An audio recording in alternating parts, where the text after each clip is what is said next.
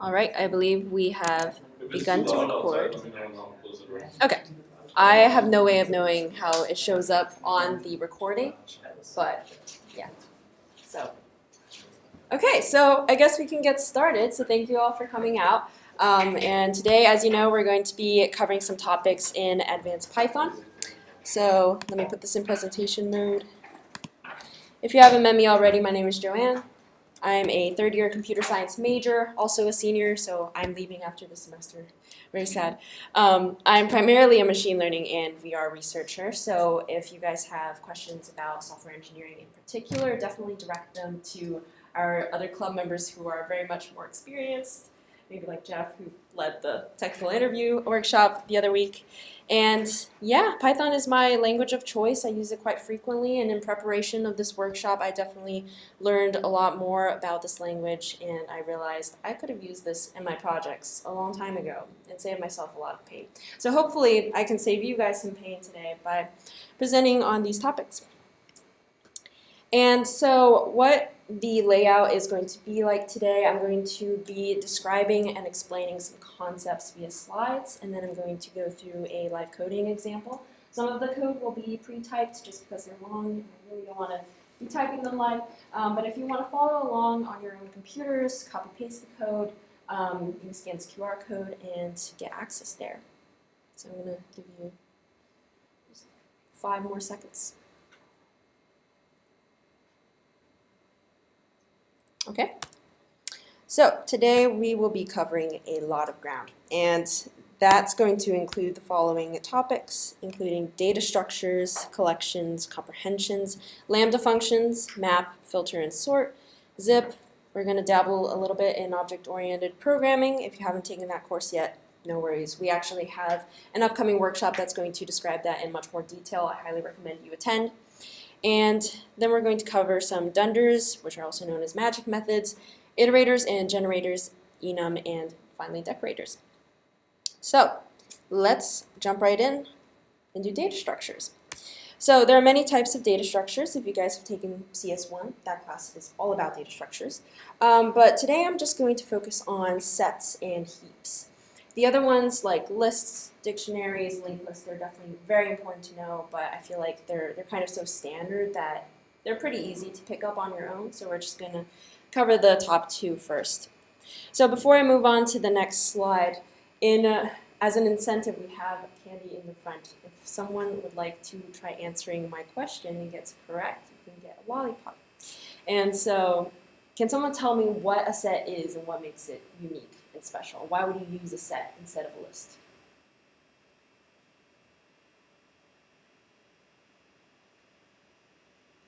Well, it contains a bunch of numbers, and numbers can repeat.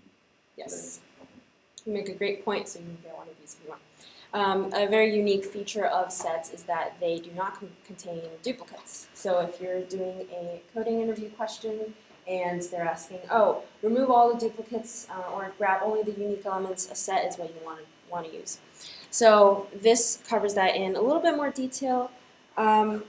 So yeah, again, uniqueness, another advantage of using sets is that it's wicked fast in terms of time complexity. If you want to check if this element is in this grouping, it has a time complexity of O big O 1, and that makes it a lot faster than looping through a list and checking each value individually. You can also do mathematical set operations with sets, as is quite intuitive. And so yeah, I will go through an example of what it might look like to code with a set as opposed to just a list. So have you guys seen sets before in Python? Just to give me an idea of how much you guys know about the topic. Okay, if not, that's fine. So because we have a small group here, I'm just going to do a quick survey. How many of you are first years? Okay, how many of you are second years? Okay, and then third year or above. Got it. So we have a little bit of everything. Okay, so some of this for the older ones, it might be old material. For the newer ones, this might be brand new. Either way, these slides are posted, and as you know, we have the good old internet and LeetCode questions to help you practice for your interviews. So let's go ahead and do an example with sets. Does anyone have any questions at the moment before I go into this example? Okay. So let's say that we are given this input list and it has a variety of fruit. As you can see, we have a couple of duplicates. We have 2 apples and 2 bananas. We have an orange and a grape in there. So to show you what it means to use a set, we can create a set of this notation. And in Python, that's just super easy. You just type in the word set, add some parentheses, and then bam, you store it into the variable scene. That's your set. Now we're going to make a variable storing a list, and that list is going to store all of the unique fruits that are in this example. So very intuitively, we're going to go in and loop through this input list and look at each fruit individually. But to speed up the process, we're not going to use lists, we're going to use sets. And so if we do if item not in scene, then we will add that item into the set. And in addition, we are going to append that to the list. So as you guys type that out, I'm going to describe this in a little bit more detail. The line on line 9, when it says if item not in scene, that's taking advantage of the really fast time complexity of sets. And that will immediately be able to tell, oh, apple I've seen before, banana I have not. So you're going to add in the new values into the set, and then you're going to append it to the list, which is what we actually want to output. So if we want to print this out, would anyone like to predict what the output is going to look like?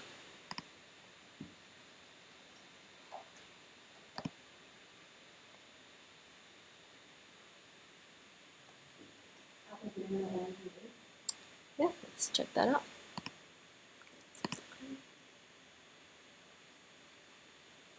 Yep, so that is perfectly correct. And the reason why that is roughly in the order of the input list is because we looped through it.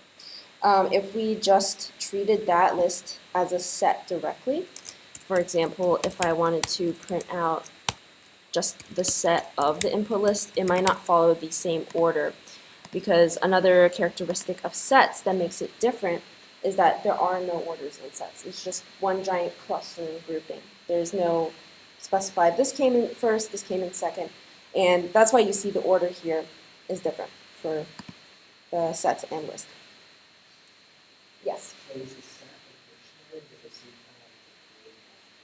Okay, so a set is different from a dictionary because a dictionary involves a key and a value. A dictionary, like if you imagine an actual physical dictionary, you have a word, you want to find out the meaning. The word is the key. So you flip over to where the word is, and then the value is the meaning. So because we have no pairing like that, and this is not a dictionary, it's a set. But you make a great point, because people are often confused by the braces here. The notation looks a lot like dictionaries, but how you can tell is that there are no colons. And if there were colons, then that would be a dictionary. Yeah. Okay, I'm going to do one more example of a set.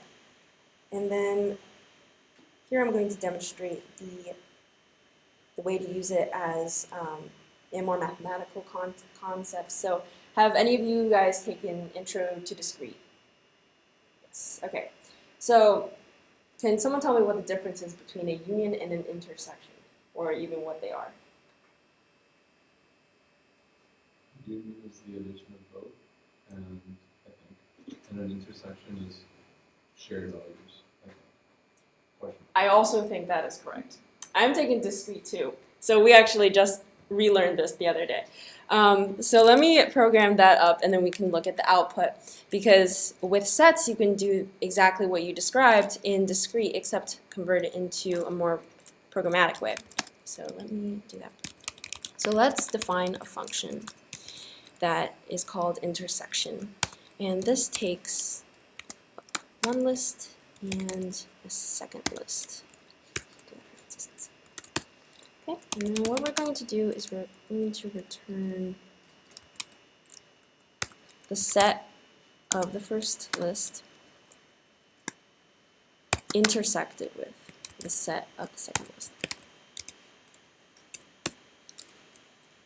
Now let's say, let's just give this list a value here.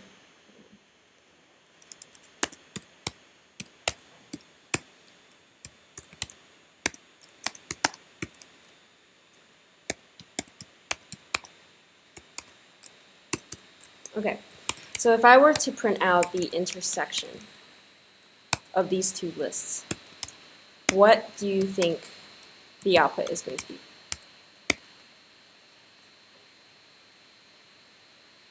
Yeah.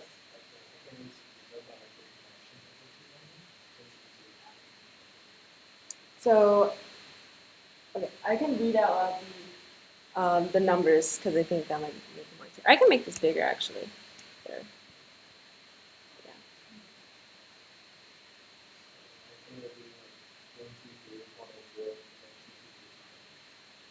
Okay, that is a good guess. Let us find out if that is correct or not. Okay, so I think what you're describing is a union, and the intersection is the overlap. So what this is saying is that 2 and 3 are in common across both of the lists.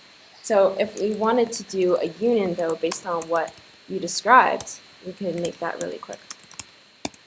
And the syntax is going to look very similar to the first, except you're just going to use the pipe instead of the and symbol. Now, if we print out the union of those two lists, then we should see what you just described. So let's do that. Okay? Yeah. And notice that, again, there are no duplicate values because it is a set, and that's pretty much how you use sets. In an actual coding interview, though, this is like just the basic fundamentals. This is another tool in your toolkit, but if you really want to prepare for those interviews, definitely go onto LeetCode or Hacker, and they should have a category of questions that are called set. And so that means that the solution is specifically wanting you to use the set implementation. So I highly recommend practicing on there because this is just the building blocks. It's not, you probably wouldn't actually get a question that asks, oh, write me a function that gives me the intersection of two sets. Okay, so do we have any questions so far before I move on to heaps? Can I just ask like a little bit of syntax? Like, Yeah. What is ampersand and pipe do? So the ampersand is and the pipe is or. So this is similar to C. Have you taken intro to C? Yeah, so C, that would be ampersand, ampersand, and then pipe for and or. And in Python, it's just the one. Does that answer your question? It's just the syntax difference. So basically, it just takes both sets and just combines the ones that are just the same as each other. So Because I understand that in like in C as like bitwise operators. So I don't think this is bitwise operators. It looks like it, but I mean, you could think about it that way. But the way that I consider it is that intersection is just taking the and operator over these two sets, and union is doing the or operator. So actually, that raises a good question. I wonder if we replace this with just and or. I actually don't know what will happen, but we can see what happens. Oh, okay, wow. So that gives us a different result when we use the word and or. That's actually fascinating. But for actual intersection, you would use the symbol. So this is the result that you want. Did that answer your question? Okay. All right, are we good to move on to heaps? Okay. So how many of you know what a heap is? Do you recall learning it? Okay, cool. So I have a confession. I have not learned about heaps since I took CS1, and that was a while ago. But it's an important data structure for you to know. And let me go beside that.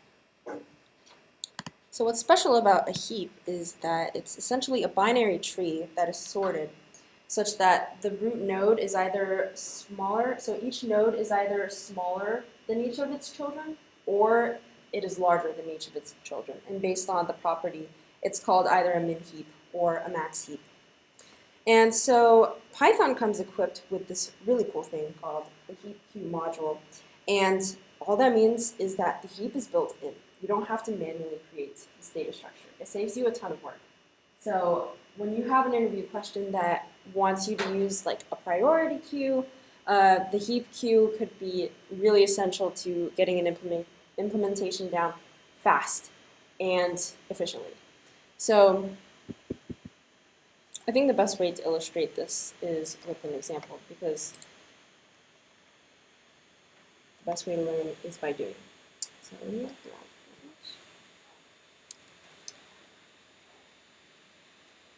before I move on, does anyone need more clarification on what a max heap is and what a min heap is? Because I think that's kind of important before we move on. Okay. All right, so I'm going to type that out. So here I imported the heap queue from the Python library, and we have this given array of numbers, k equals 3, and what we want to do is just explore some features of heaps. So if we want to know some specific functionalities included, we can see here that you can push into the heap, you can pop from the heap, you can push and then pop, you can convert a list into a heap, or you can grab the n number of large elements from the heap, or the n number of smallest elements from the heap. So because of these built-in functions, that speeds up your work significantly. So let me go through a brief example about how this would work in real life. So let's say we wanted to figure out the k smallest elements from this list. So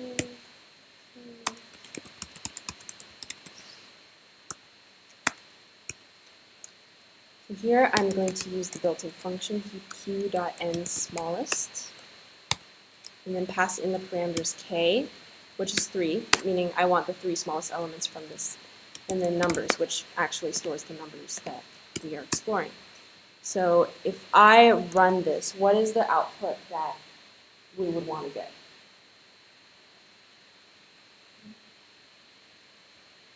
Just the number 3? Or,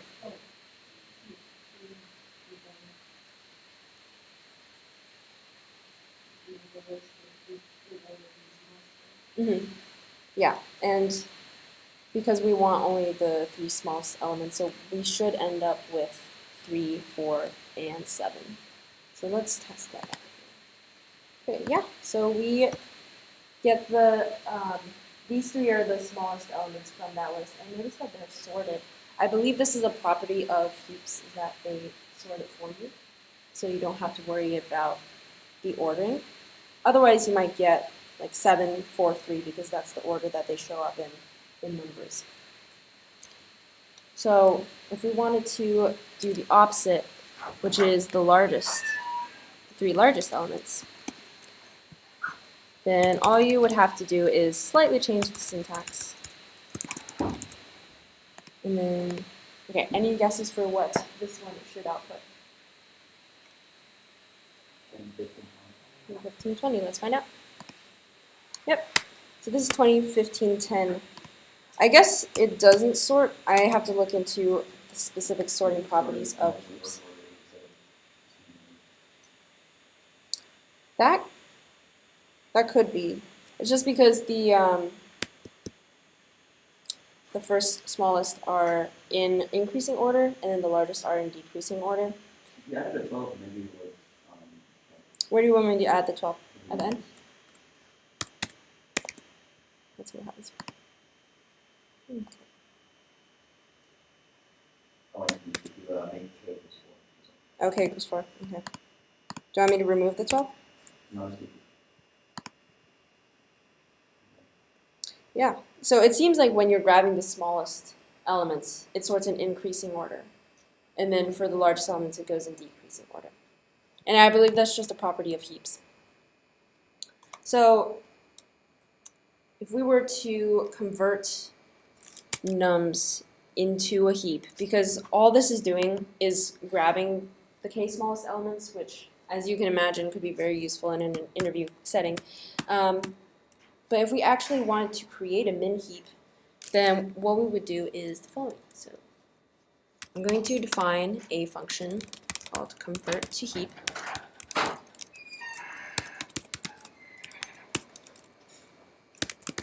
And then using the built-in functionality again, just use heapify. And I'm going to return numbers. So then I'm going to call this function.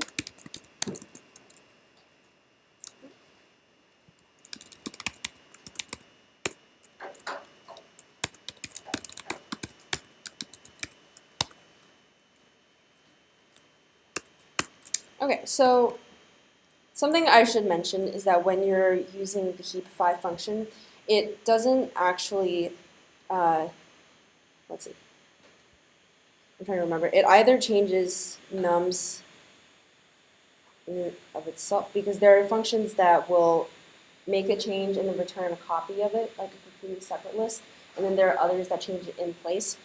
So I believe this function changes it in place, which is why we're using a copy of numbers. Otherwise, it would just change numbers originally. So if we wanted to print out what the min heap of this would look like, we would do the following.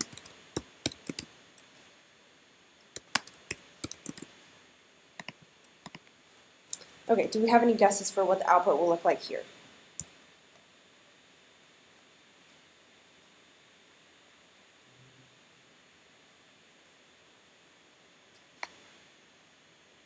Okay, maybe a more generalized question.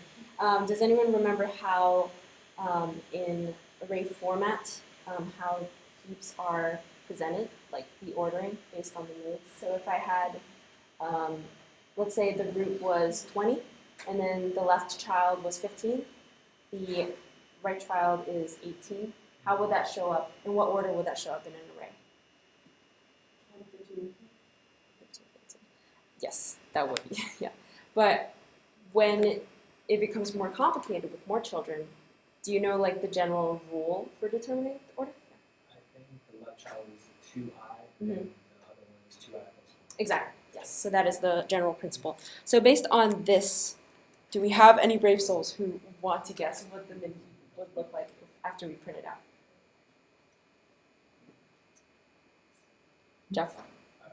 Okay. I think it's going to be 3, and then 4, 7.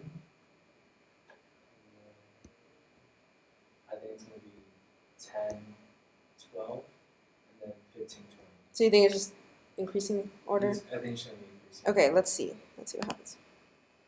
So interestingly, it's 3, 7, 4, 10, 20. So it's not exactly increasing. If you want it, this is why if you were asked the question where you specifically have to sort it in order, you would not use a heap because it's not guaranteed. That's because the property of heaps is that the only rule is that the parent has to be smaller than the children for min heaps, I believe. But like, so you see how 3 is the parent of 7 and 4?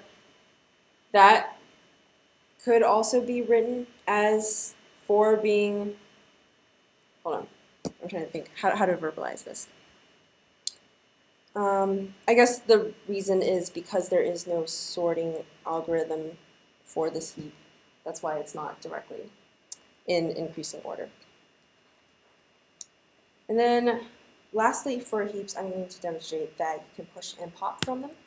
And this is helpful because when you add and remove, you don't want to be doing this manually, and the fact that they have existing functionalities is exactly why you want to use them.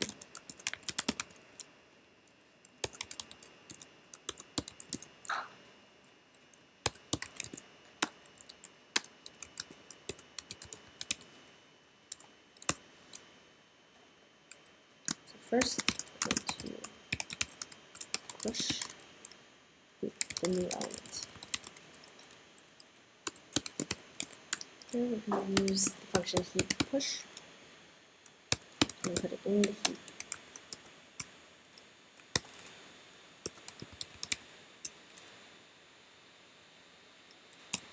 And we're going to put what it looks like after.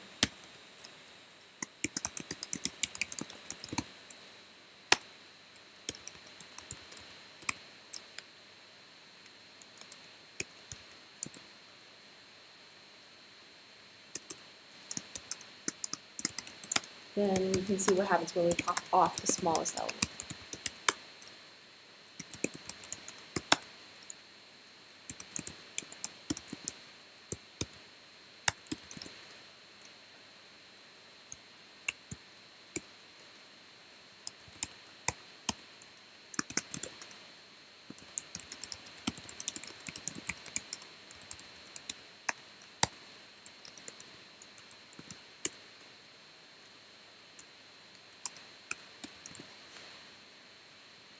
Okay, so now let's give this function a whirl and call it with actual values based on the heap that we've already made.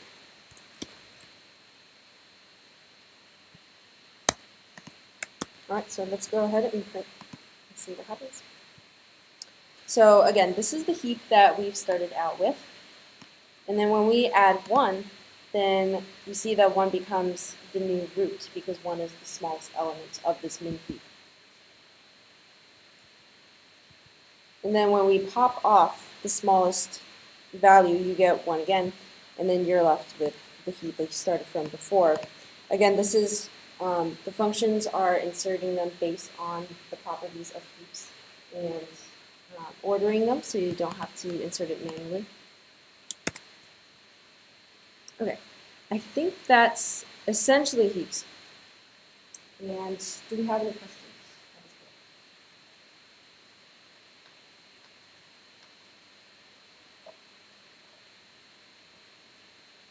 Okay.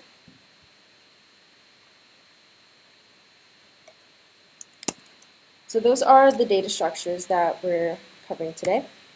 And then now we're going to go on to a very useful library in Python. This is called collections. And I'm not sure if you've seen an example of a collection before, but some of the contained functionalities are include counters, deques, defaultdicts, and names tuples. So has anyone here seen these before or knows what they do? Okay, so if you don't mind sharing, in what settings have you seen them used before?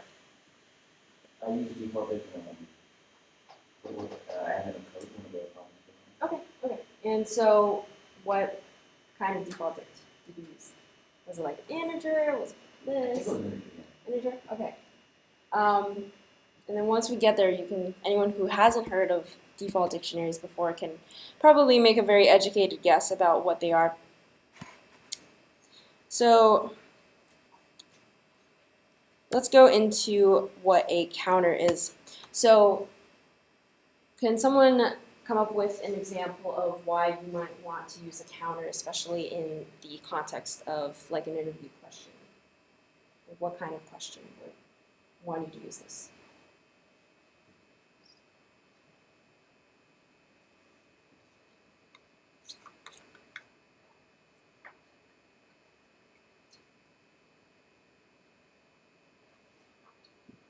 This is quite commonly used in interviews. So I think it is a lot more straightforward than you might think. All it is a built-in way of quickly counting hashable objects. And so it creates a dictionary where the key is the element from the list and then the value is the frequency that it appears in. So this makes it very valuable because you don't want to be looping through it and counting it with variables. I confess that I have done that before, but I quickly changed my ways after I learned that counters existed. So let's see. I'm going to give just a very simple example of how a counter is used with a list. So let's go ahead and do that. So what you do is, for all of the functionalities I'm going to be describing in this section, is you want to import it by saying from collections, and then you import the specific functionality that you want to use for a counter. And so let's say that we have another list of numbers. 1, 2, 3, 2, 2, 1, 4. So as you can see, 1 appears multiple times, 2 appears multiple times, 3 and 4 only appear once. Now instead of the naive approach, which is what I used to do, I would do for n enums. I would do each number, and then I would have a counter variable for each, storing how frequently it appeared. But this is clearly not efficient. So if we use the counter function, that saves us so much time. And the counter returns an object. So if I printed out count, what it would give us is this new object of the type counter. And so if you look here, what this is saying is that the value 2, so the number from over here, it occurs 3 times. Here, here, here. And then when it says 1, that means the element 1 appears twice. 3 appears once, and 4 appears once. So as you can see, the counter dictionary is sorted in decreasing order based on frequency, so the most common one appears first. Now if we actually wanted to, let's say that you were asked to grab the most frequently appearing object, what you would do is you use this function called most common, very aptly named, and then if you do that, you see that this is another object, which means that you can't just stop there, you gotta keep going. You do 1, it grabs the first occurrence here.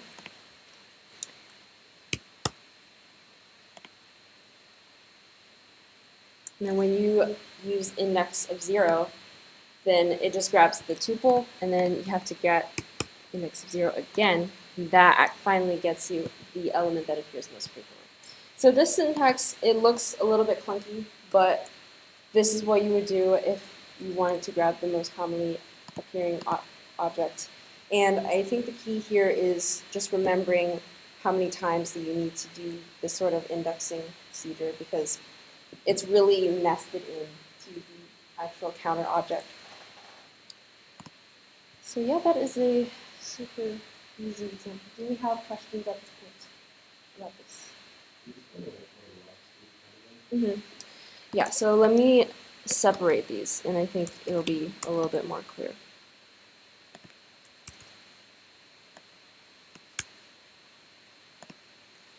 So when it's just this parentheses 1, what it's doing is it's getting this first section of this most common object, and it's basically a tuple. A tuple is the thing in the parentheses within a list. And the 1 is pretty much saying get the 1 most common. If you did like most common 2, I think it would get 2 most frequently occurring ones. Yeah. So the 1 is specifying, no, I just want to see what is the number 1 most frequently appearing element.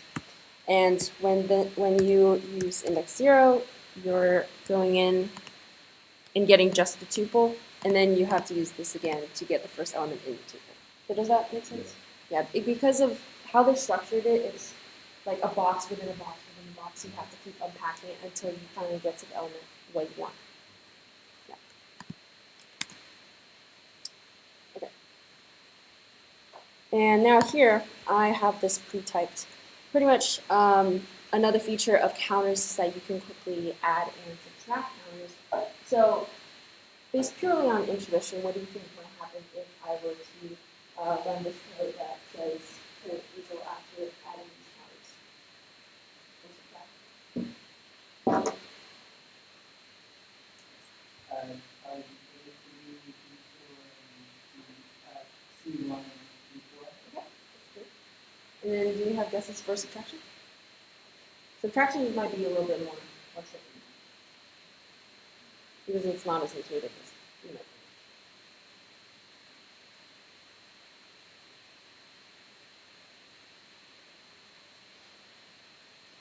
Would it be like A1, B2, and C1? Let's find out. Yes.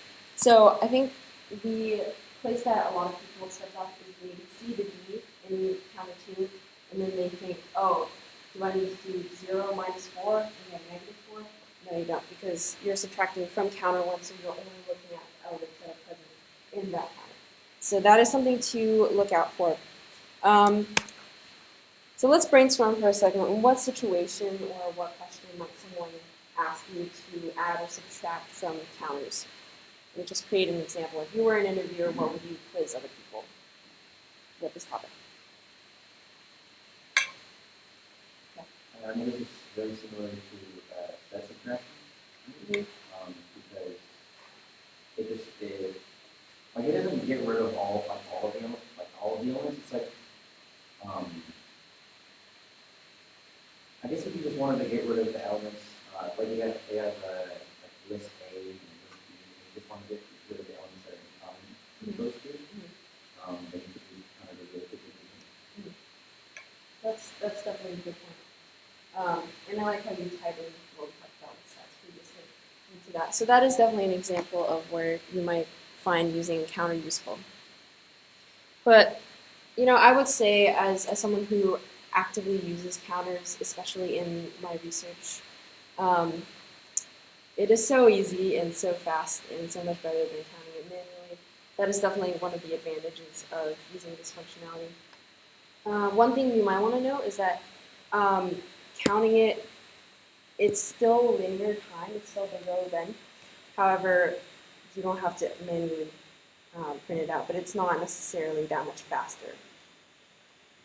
But yeah, so if you were asked to find the frequency of like a word or a letter in a string, you would use counter. If you wanted to analyze input data for patterns, you would use a counter, or find the most frequent elements like what we did here, you would use a counter. So let's move on to the next item in collections, and this is a deque. I've heard people call it a deque, and I don't like calling it a deque, so I just call it deque. I might be wrong, but ultimately it's up to you. But this is pretty much just a double-ended queue. So does anyone remember what queues are, and what are the unique properties of a queue or a stack? Yeah. Yes, yes. Any other ideas? Because that is correct, but we have other.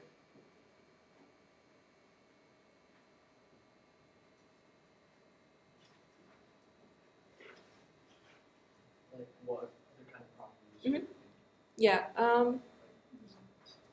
because that's definitely the thing that queues are primarily known for. I guess why, and you can kind of tell just by looking at the slide, but what is the advantage of having a double-ended queue as opposed to just a regular one-ended queue? Yes, exactly. And you can do it really quickly, as you can see. It's constant time complexity. If you think about a list, if you wanted to grab the first element, it's easy. But if you wanted to, well, maybe not a list, that's a bad example. But with other data structures, if you wanted to get the very last one, like a linked list, that would take forever. It would take linear time complexity. And so that is really one of the advantages of using a deque. So I have an example for deques, but it's kind of long, so I might copy paste this and then we can just talk through it because I don't think it would be wise to try to type this out manually. So I'm going to grab that. Yes. Okay. So this is an example I grabbed. And it took me a while to understand what this was trying to do. So we're just going to step through this like slowly and sequentially for it to make sense. But the question that this is asking is, for a sliding window of size 3, only grab the largest number within that window and then output it. So have any of you seen sliding windows before or know what they do? Because that's also pretty frequently asked. Okay. That's a good question. Yeah. Okay, yeah. If you don't already know, a sliding window essentially, I'm trying to describe this. So you see how we have that array, let me scroll this down. So sliding window is just that. You imagine a window of size 3. So out of these 3 elements, what is the largest number? 3, exactly. So I would just move these over. Now what is the largest number?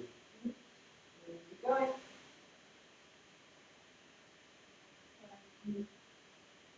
Still fine. Yep. Yes, exactly. And that's all that a sliding window is. It's very easy, very intuitive. So how you would use a deque. Let's read through the comments and then we'll see why using a deque is effective. So first of all, we're going to import deques from collections. And we have this list of numbers, and the window size is 3, as we specified. So to initialize an empty deque, we would use this syntax, which is very similar to set. You just say the name and the parentheses. It's very intuitive with Python, which is why I prefer it to Java and C, because it's so much more intuitive and similar to pseudocode. So in order to store the numbers that you guys just said out loud, we're going to initialize an empty list to store those maximum values. And now we're going to go through each index of that list. So if we look at this little while loop here, your gut instinct might be, what the heck is this saying? Because that was my first response as well. But if we look at the comment and just read it in human language, it makes a lot more sense. So what it is saying is it is looking at the deque for each index as we're looking through. And if there is an element in the deque, we're going to check if the current element is greater than or equal to the element at the index stored in the deque. So let's say that the deque is populated with an element. If that exists, we're going to compare that to the value of, we're going to compare that to the value at the index of nums that we're on at the moment. And so if that element is, if the value is less than the one that we're on, we're going to remove it from the deque, because that means that it can't possibly be the maximum. So it's useless to us, and that's why we pop it off. So after we do that, we'll append whatever the current index is to the deque, meaning we need to examine that next. And then we'll check if the first element in the deque is out of bounds, then we're going to remove it. Because, again, the window size is 3, so we can't go beyond or under that. And so in that situation, we will pop it off from the left.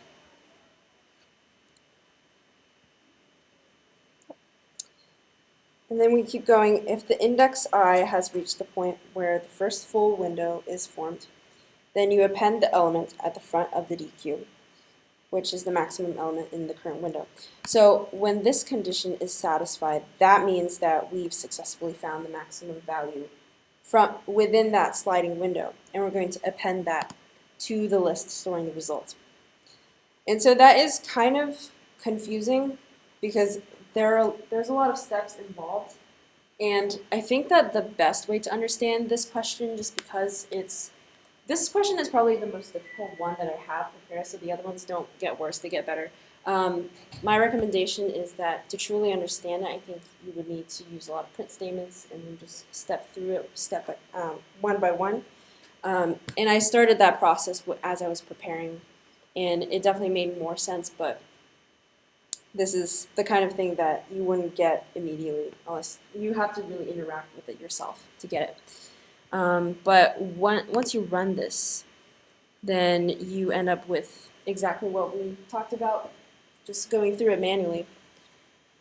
And that's why you would use a deque just for its ability to pop things off from both ends. You're popping from the right, you're popping from the left, you're adding it in, and as a data structure, that's what makes it more valuable compared to others. It's just the sheer speed from going on both sides. So I know that was kind of convoluted, and I'm open to questions, but I can't guarantee that I will know the answer because the deques are probably the most confusing thing that we're covering today. Are deques on the while loop Uh-huh. I didn't really catch like, how it Mm. works. Or what it's checking for. So when you're starting out, the deque is empty. So let's say that we're on I equals 0, so the very first index. Because the deque is empty, we're going to skip the while and we're going to do this. But from then on, we're going to see if the deque has a value. We're going to go to the last index in that deque.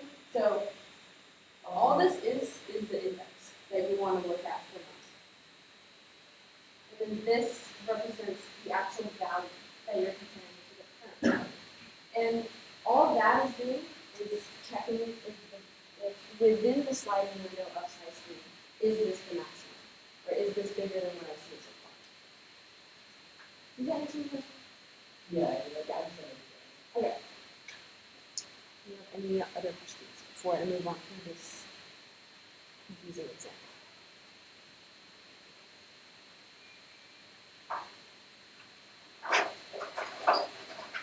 Okay. So I have a feeling we all want to just be done with deques. So we can just move on to the next thing, which is much more intuitive. Okay, we're at default dictionary, one of my favorite functionalities ever. So, yeah, like we talked about before, the default dictionary is frequently seen based on just what the slide says and your gut instinct from the name. What do you think this does? Yeah.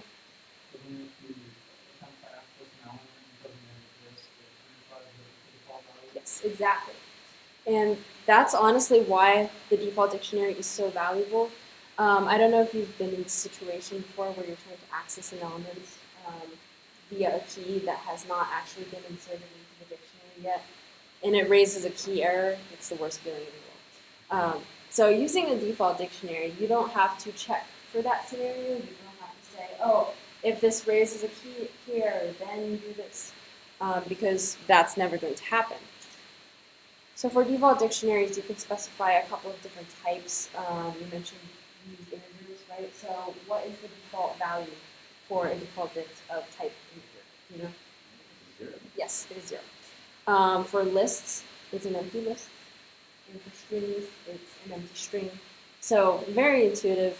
It automatically initializes any missing key with that default value. So you could say, go into this dictionary, grab me the value at this key that doesn't actually exist, and all it's going to return is the default value. So let's see. To demonstrate this more clearly, I have an example for that. So yeah, so this is pre-typed, which is easier for you. So for the collections, we're going to import the default dictionary. And then we have this list of strings, and these are just anagram words. And all an anagram is just you rearrange the letters. It's the same group of letters, but in new word form from it. So we're going to create a new dictionary called anagram groups. And the default type is list. So all that means is that for any key that you're starting with, the value will start off as an empty list. So we're going to go through each word in the strings, each, tan, and that. And then the key is going to be the tuple of that word. So what might be helpful is just printing out what the key is. So when we sort the word, for example, eat, it's going to sort it in alphabetical order, A, E, T. Same thing with tea, tan, all of the words. And then we get the sorted format here. We then convert it to a tuple. Does anyone know why we might want to convert it to a tuple instead of just keeping it as like a sorted list? Is it because tuples are immutable? Exactly. Yes, because dictionaries, it's so important that the key stays the same and it doesn't change. We have to use an immutable type like tuples. So that's all it's doing here is that, as you can see, multiple words have the same key. eat and t have the same key because they're made up of the same letters. And so when we're trying to append that to our dictionary, that's going to be so helpful. So do we have any guesses for what the result is going to be?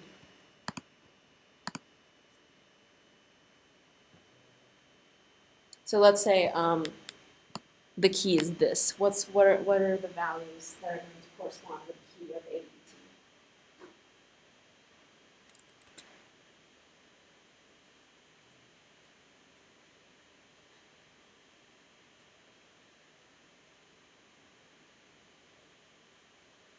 I'm not going to click the button unless someone guesses. Oh, okay. Yeah, that's fine. So for the dictionary, what we're doing is we're accessing the value, and what we do is the syntax for that, if you don't know already, is that you grab the dictionary and then you treat it kind of like a list by using the brackets, but instead of an index, you use the key.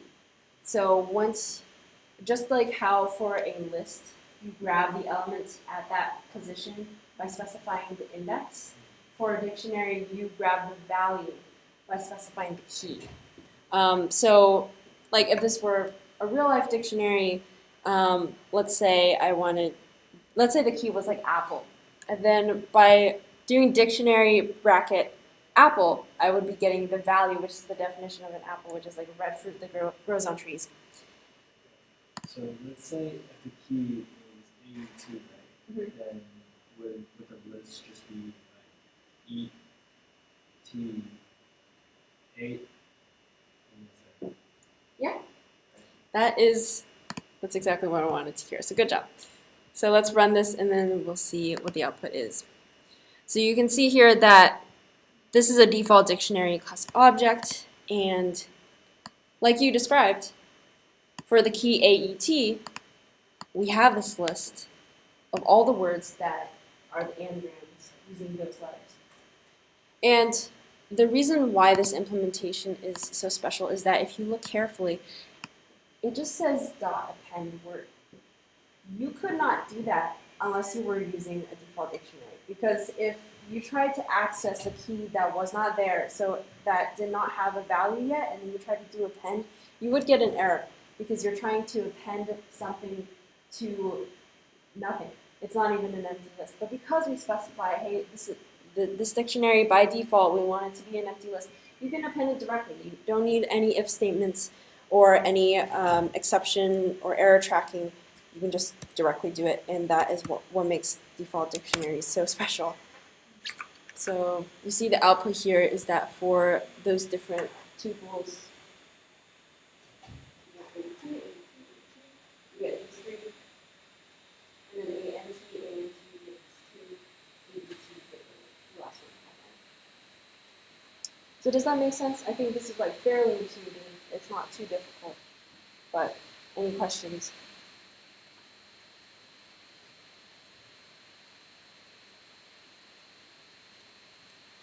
Okay. Also, if you answered a question and I didn't tell you, you can get one of these. And you just come up and grab the candy. So I apologize. I should have specified that sooner, but if you want candy, it's there.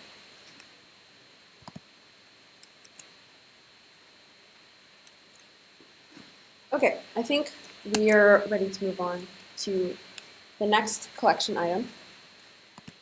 And those are named tuples. So, again, another case of a very intuitive naming convention.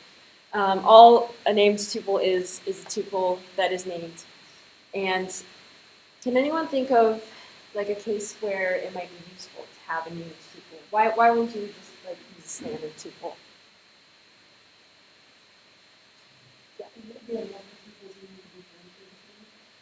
Yeah, that's a good point. That's a good point. This specifies the differences when it has a name. Any other ideas? Yeah.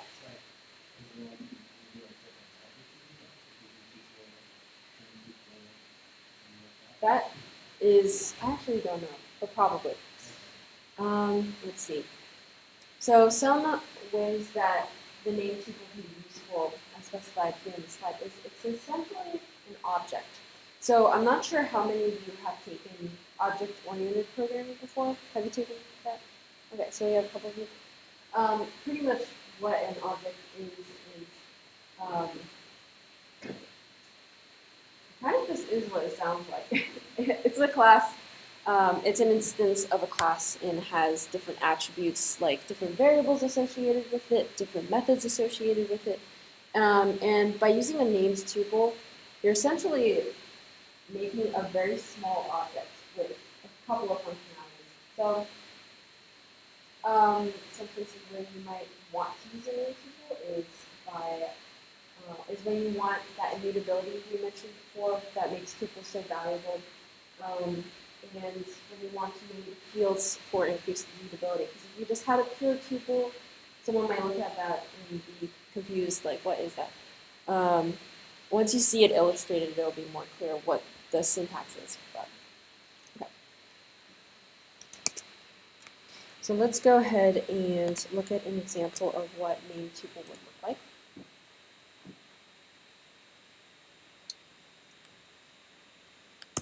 So let's say we wanted to create a point. And let's say this is for your math class, you're lazy, and you're a programmer, so you could use a calculator, but you're thinking, you know what, I could just use a named tuple and program that myself. I don't know how many of you have ever had a thought of, why don't I just make it myself, although it would take me more time and effort. Maybe that's just unique to me, but I've certainly done that before. I made this like calculator in high school, and I think it was for some kind of calc function. And the calculator for that already existed on the internet, but I really wanted to make it myself. But anyways, tangent aside. So with the named tuple, you can see that the syntax here is very intuitive. You just pop in a string for whatever you want to name it, and then you use a list, and the list has the actual elements you want for that tuple. And when you create a point, you can do that like so. P1 equals point 1, 2. So the reason for the syntax is all it's saying is that 1 belongs to X and 2 belongs to Y. And this function, later we're going to like briefly talk about object-oriented programming, and then it'll become more intuitive if you haven't seen objects before. But that is the syntax for creating a point. So if we want to create a second point, we'll use point number 6. So imagine you're on a Cartesian coordinate system and want to look at a point at x equals y, or x equals 1, y equals 2, and another point x equals 4, y equals 6. And if you think back to your algebra days, maybe your teacher's asking, okay, now find the distance between these 2 points. Maybe I'll create a function to do that for me. So we can pass in the first point and the second point. And what we're going to do is I'm just going to type out the formula for distance here. So we're going to take the square root function that belongs in math, which we imported. And what we're going to do is we're going to take the difference of the x's, p2.x minus p1.x, and then square that. Then we're going to add that to the difference of the y's.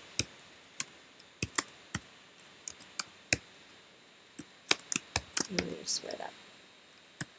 So because we're using named tuples, that allows us to use this dot syntax here. So you can access the first and the second values of the point much more intuitively. I'm going to give you a real example of a time where I could have used named tuple, but because I didn't know about them, it bit me. So I was taking bioinformatics last semester, and so we had these biology problems where we had to look at nucleotides, and if you remember from biology, nucleotides are like adenosine, guanine, cytosine, and thymine, I believe. So what I was doing was I had a bunch of separate lists for each nucleotide, for all the different nucleotides, and then when I wanted to access the nucleotide at an index, I would use like multiple lists instead of just one list for that, and it was very inefficient, I'm ashamed to say, but I did find in that class. The point is that I could have used a named tuple, especially when I was comparing like two DNA strands, because that would have been perfect for tuples that are pairs. So by doing that, I could have created like a little object based on named tuple, and then just access them using b dot syntax here.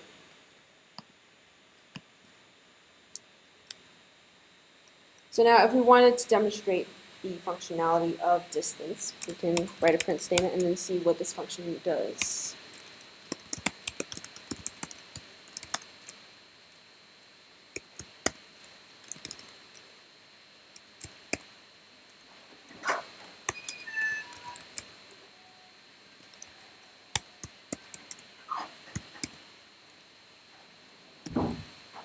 Okay, so let's run this, take a look. Okay, so very intuitively, it gets us the desired distance of 5, but the key here is this line of code, because that's where you actually utilize the syntax for named tuples. So do you have questions at this point about this? Okay, so I want you to think, in what scenarios might this be useful?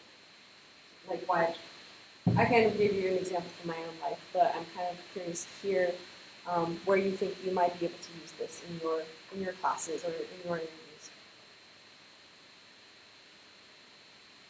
Maybe we have some question about calculating distance and taking fractions algorithm. Mhm. Let's say you have Yeah. a couple things, you want to calculate the shortest distance between them. Mhm. You can use this equation. Yes, exactly. That's a great example of using this equation specifically as well. But even if you weren't calculating distance, there are definitely other applications of using named tuples. So do you have any other ideas? I mean, I don't know if it's a big method, but like, it's basically if you don't want to like ask, because if you don't use methods to create an object, it's a good object. Exactly. Yes, because it's so lightweight. And you know, as you can see here, it uses only one line of code. If you wanted to create a brand new class that only had a couple of attributes and no methods, like you mentioned, this would save you a lot of time. Yeah. Any questions at this point about anything I've covered so far? Yes. So it's basically just like an immutable class without methods. Yeah. Essentially. Excellent question. Is Yeah. there a way to access the name of the people? That's a good question. Let me give that a Google. I expect so. My guess is that if I did like p1.name, actually we could try that. Whether it'll work or not, I'm not sure, but we can find out. Okay, so that, let's see. So let's see, how named tuple access name.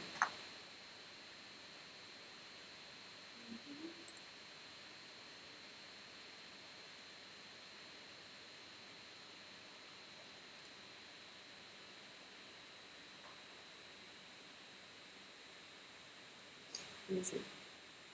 I'm getting mixed results because some of them are saying that the syntax is correct, but clearly my compiler does not think it's a real thing.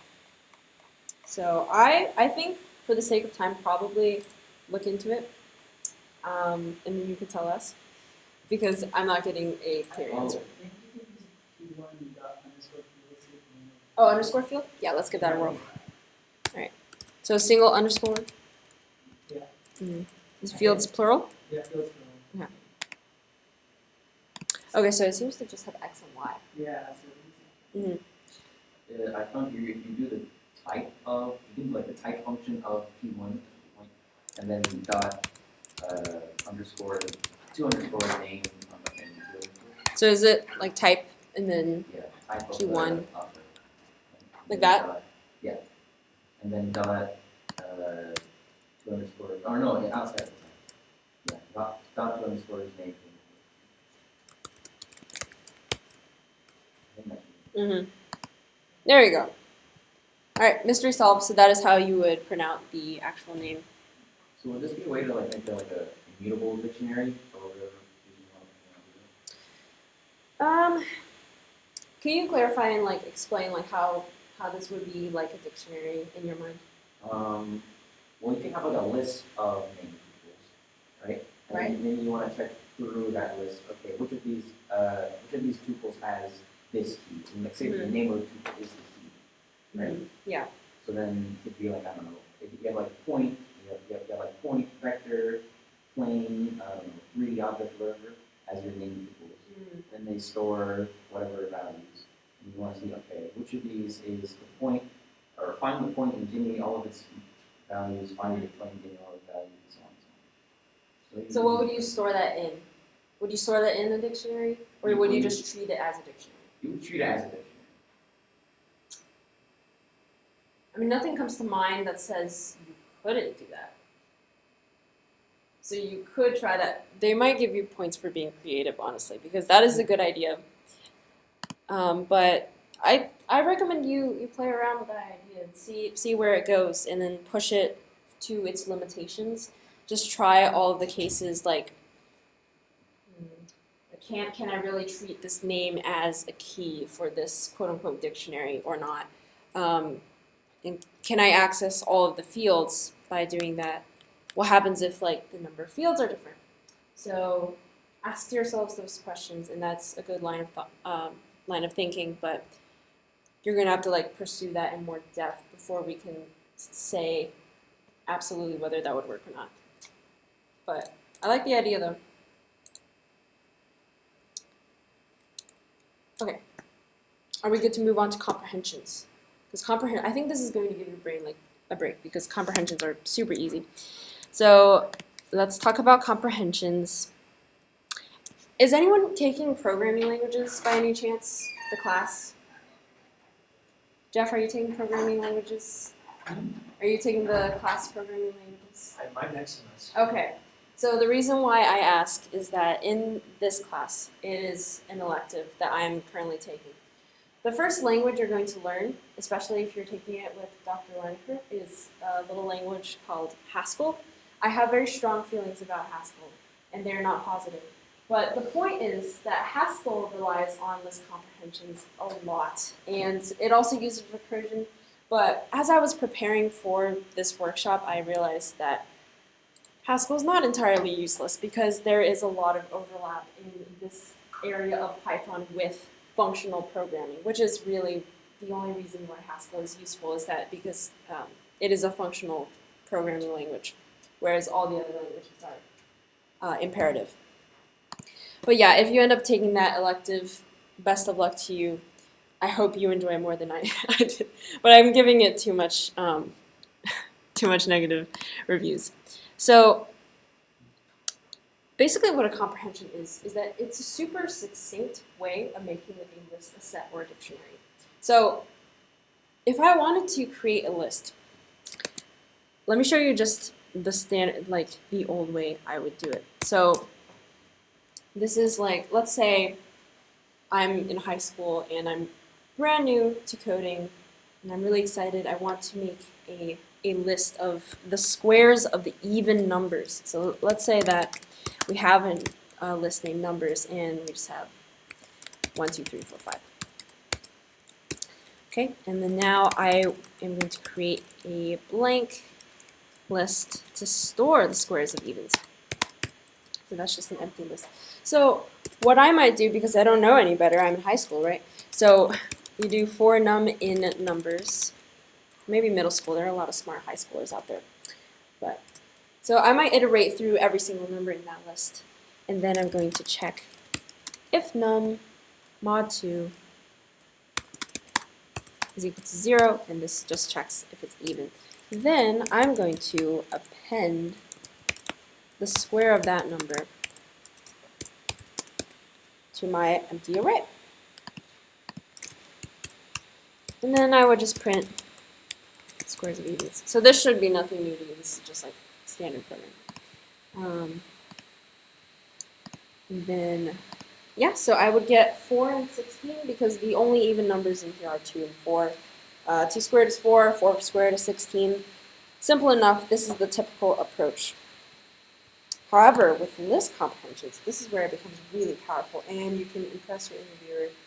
Or maybe they'll think you know or maybe they'll think that everyone should know this. Regardless, the easier way of doing this without using all of that for loop syntax and like 3 lines of code is that you would specify that for this list, I want to get the square of num for num in numbers if num mod 2 is equal to 0. So this should look very familiar to you because these two are doing the exact same thing, except one is doing it in 1 line of code and the other is doing it in 3, maybe 5, depending on how you look at it. But what this is doing is it's doing the for loop within the brackets, and it's doing the conditional within the brackets. And it's also specifying what the output format should be.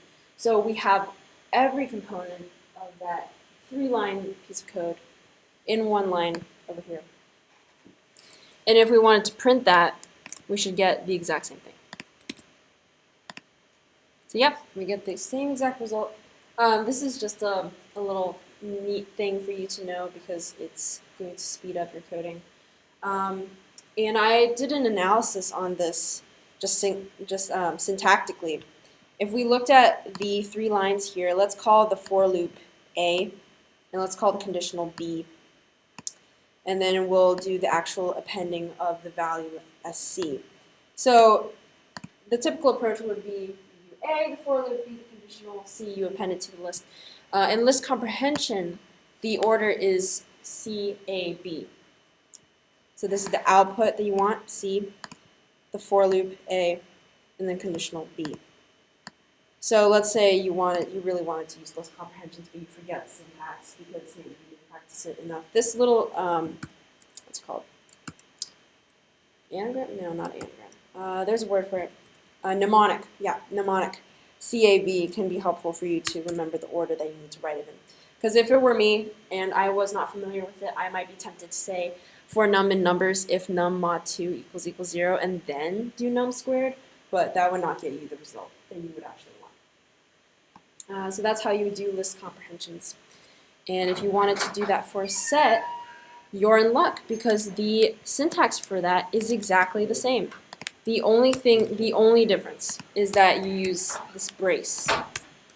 And this kind of goes back to what you were saying before about like, oh, it looks like a dictionary. But again, because there are no colons, it's a set. So if I do that, then you see the orders is switched because, again, sets are unordered.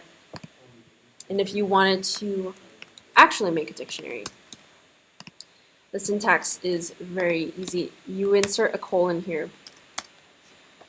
And bam, got a dictionary. So you see how this is like very simple, intuitive, easy to grasp. All in 1 line of code. You can just make this a very well-populated dictionary list set. So this is a neat little thing for you to know. It's very helpful. Yes.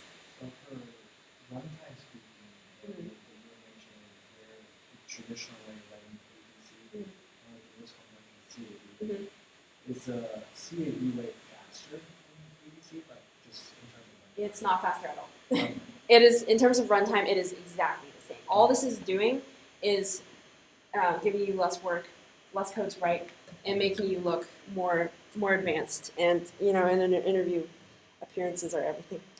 So yeah, you want to look like you know what you're doing. And if you pull out a list comprehension or a set dictionary comprehension, then you're well on your way. But you do actually have to know how to program.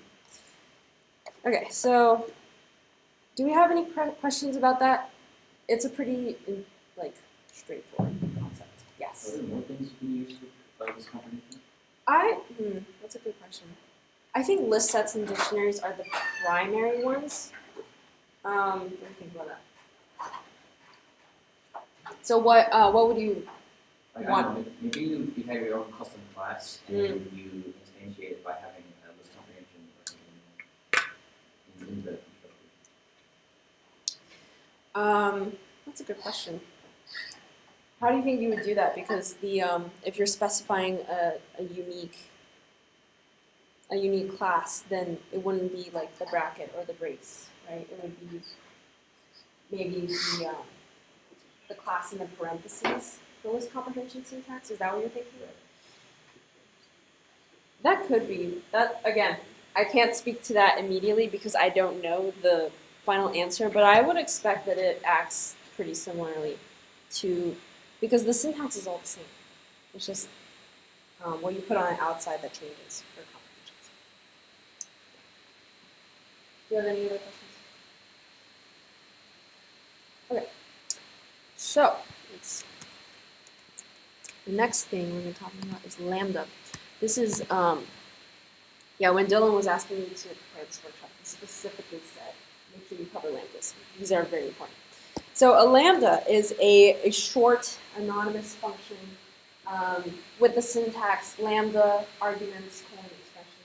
And all it is that it's just a small function. And you're going to use it, and then you're going to get rid of it. So let me give you just a very brief example.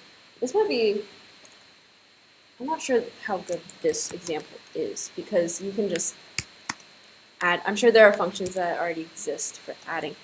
But if you wanted to, let's say you're adding two numbers and you wanted to create your own function to do that for whatever reason, but because it's so small, you're going to use a lambda function instead of saying define, add, parentheses. So you can use the syntax instead. So you do lambda, the arguments, and then the colon, and then you specify x plus 1. So if I did print add 4, as you would guess, you get 7. So this is doing the same thing as DEF. And when you look at a lambda on its own, it might seem absolutely useless because you can just write like a typical function. Why would you need a lambda? That is when map, filter, and sort come into play. Because when you use lambda in conjunction with another function, that's when it becomes super useful. I actually use lambdas pretty frequently in research settings because let's say you have this big function and you want to do like some super small, simple functionality within it, but you don't want to define a brand new function. That's when you use a lambda. So I think the best way to illustrate it is by just talking about where you would use it, and that's in map, filter, and sort. And then in tons of other functions you would use lambdas, but these are the primary pairings. So this kind of has overlap with programming languages again because Haskell also has these functions. But pretty much the intuitive way of thinking about it is that map maps a function to the iterable and then returns the iterator of the result. The filter will take a function and then return only the items for which that function returns the Boolean true. And then sorted, you specify the iterable and in the way that you want to sort it, so the function for that, and then it returns a brand new list based on those criteria. So I don't know if I'm speeding through that, but it's because they're so intuitive that I think it's really easy to get. So yeah. Do you have a question? So, just as an example, Yeah. let's say in the first one, could you like have a function add, for example, like you did last time, and then have an iterable of like a set, or like not a set, a list of ordered pairs, or something? I mean, or not, just a list of like, a list of two numbers, right? I think you could, because the lambda function, the syntax is that you're defining the function in essentially one line. So if you can do it in one line with lambda, then it should work, just like any other function. So you do like map and then add as the lambda function, and then your list of your iterable. Yeah, I believe so. Okay. Yeah. So let me demonstrate these as well as lambdas because I don't think that verbally describing it is the best way to go. Just seeing it in code will be more clear. So Again, we have a variable named numbers. What else is new? 1, 2, 3, 4. And then we're going to look at map. So let's say we wanted to square every number in here. So instead of doing like a for loop and then appending the squares like we did previously, we could use map. And we're going to specify the function. And the function is going to be the lambda function. So let's say lambda x, you get x squared. And then you're going to pass in numbers. And then we're going to print in the list squared. So all this is doing is that you take in the list of named numbers, you're going to pass it into the lambda function, and for every single element, it's going to square it. And then you're going to get the result of squared as that mapping. And then when we print it out, we want to convert that to a list, which is why we specified list here. And then you get, very intuitively, 1, 4, 9, 16. So map is pretty easy to understand, but that is why using lambda is helpful. So let's do a quick example with filter. See this map. So filter syntactically acts very similarly. I'm just going to do this, maybe add in 5. And then let's say we just want to grab the even numbers from here. You would use filter, and then you would create a lambda function. So you see how I'm defining this function within another function, so I don't have to like go outside of my code, define that, use multiple lines. It makes it a lot easier, especially when you're just going to use it one time in the filter function and then you're going to never touch it again. So that's really what makes lambda functions appealing.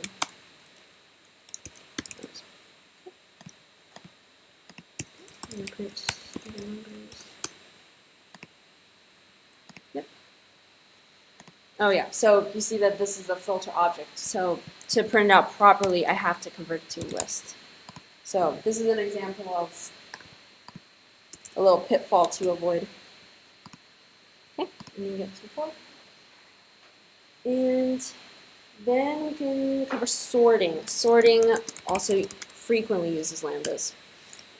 So let's say we had a list of tuples called people.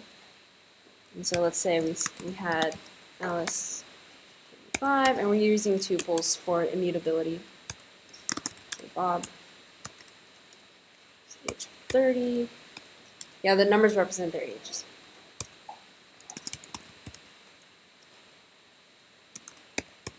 So I know that these names in the example were chosen because A, B, C, D, but I'm suddenly realizing that the names are kind of old-fashioned, which is really interesting. I wonder if examples in the future will be updated as people name their children different things. I don't know.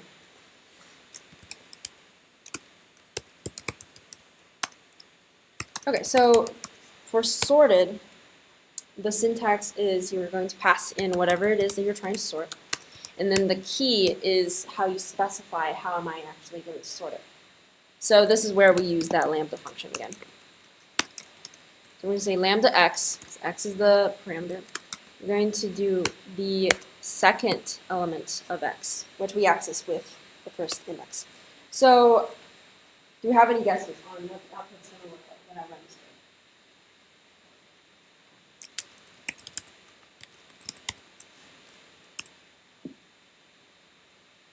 Charlie, Alex, David. Yep, that is correct, because we are sorting it by age. If we wanted to sort it by the first element, let's say we change that here, then you can reasonably guess it's going to sort it by alphabetical order. And yeah, that's what we see.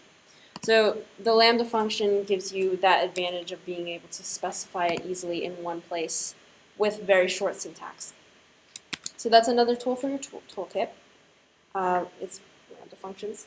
Do we have questions? So let's say that there's people with the same group. Okay. So let's say Alice was 20 and Charlie's also 20. Will Alice show up first because she shows up first on the list? We can find out. I believe so. Yeah. Now, what would make this interesting is we swap them. Let's see what happens. Yeah, I believe it's based on the order of the list. So that's the secondary way of sorting in case of ties. Yeah. So can you add a secondary key, like after you swap out? That's a good question. I actually don't know the answer to that, but I sincerely hope that there is built-in functionality for that, because it would really suck if you were trying to sort something with a ton of ties and it really did matter the order that they appeared in. But I would say look into the documentation for sorted. Yeah. Any other questions?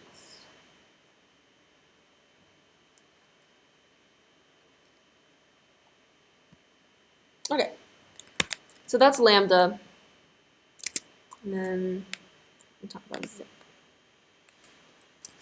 Right. So zip, this is another pretty easy little functionality. But what it does is it combines multiple iterables element-wise into tuples. And this can be used to parallelize iterations. Every time I look at zip, I flash back to, again, the bioinformatics class I was in, where I really implemented everything really poorly. But yeah, so what I could have done in that class is I could have zipped together the DNA strings to the corresponding genomes. I don't know if that's a very relatable example. It's probably not. But the best way to see how that works is to look at an example. So this should look familiar to you because we just talked about it. But what this would do is it would essentially just combine the names and the ages into a tuple. So this is pretty intuitive, honestly. If we print this, so do we have, what do you think is going to show up when I run this?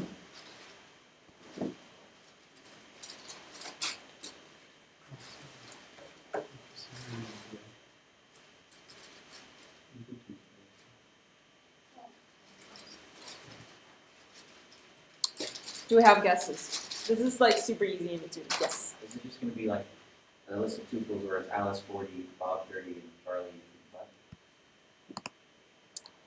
Or that? Yeah. That is essentially what it does.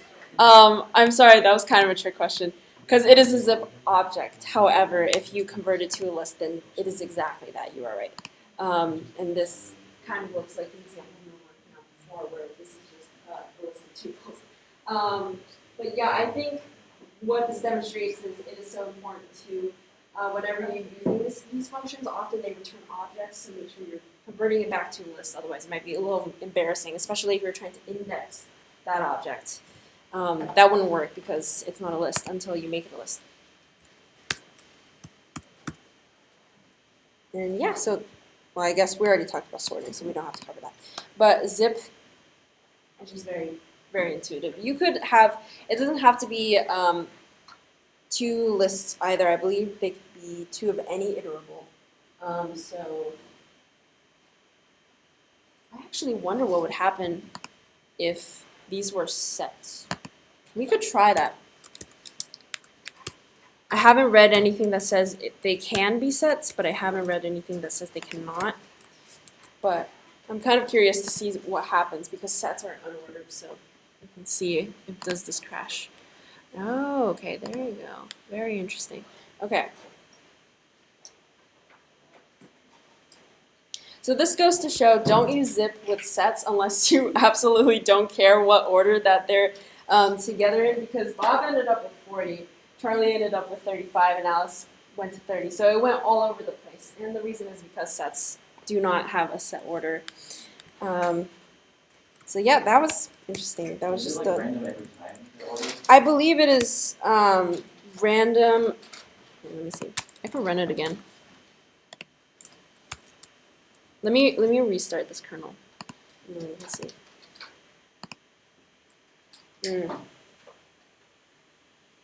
Yeah. When I restart the kernel, it's It's different every time. No. I don't know if I spoke about this. I don't think I did, but if you don't already know, this is the Jupyter Notebook. It's basically a Python file where you can run tons of code, as you've seen me do. I love Jupyter Notebooks because they're so nice for compartmentalizing code, and you can run them in whatever order. You can write it in a completely different order, run them however you want. I use this all the time in my research, so I just thought I would use it today. But yeah, highly recommend the Jupyter Notebooks if you haven't tried them before. And they're specific to Python at the moment. I wish they made something for Java and C for that, but I believe it's just Python at this point. So do we have questions about zip? It's pretty straightforward. Okay. So now, it's time to turn on your brain again because we're going to do object-oriented programming.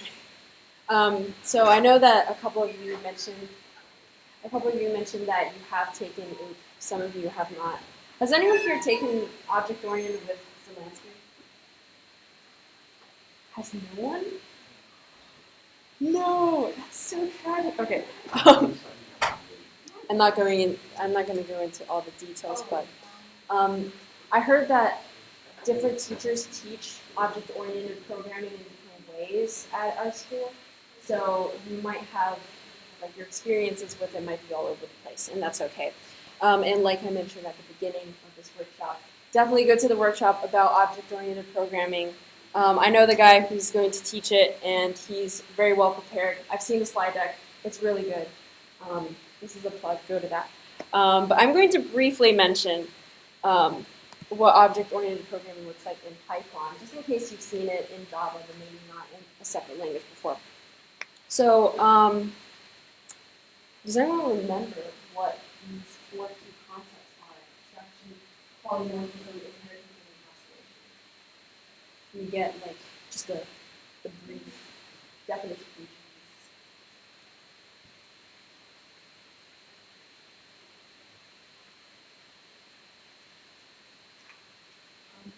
Inheritance can be as Mm-hmm. Exactly.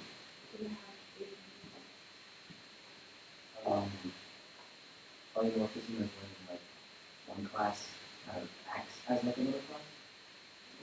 Can you clarify that in more detail? Yeah. It's just the vague sense that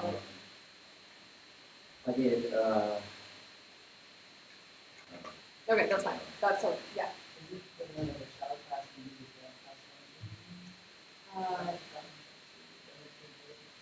That yeah. So inheritance and polymorphism are like they're very similar. So the difference between those two is that inheritance is that you don't have the child class doesn't have to specify that it has the same method. By inheriting from the parent class, it's a given that it's going to have the same method. Polymorphism is when you have, like, the parent class and the child class, they both have a method that's called the same thing, but they act differently. So that's probably what we do. How about abstraction or encapsulation? Yeah. Abstraction will become like the interface is separated from the implementation, so you only have to know default Exactly. Yes. That's a good way to put it. Encapsulation is hiding certain implementation details using private methods. Yes. Very well done. So you guys are experts at API for object-oriented programming. So I am going to, let's see.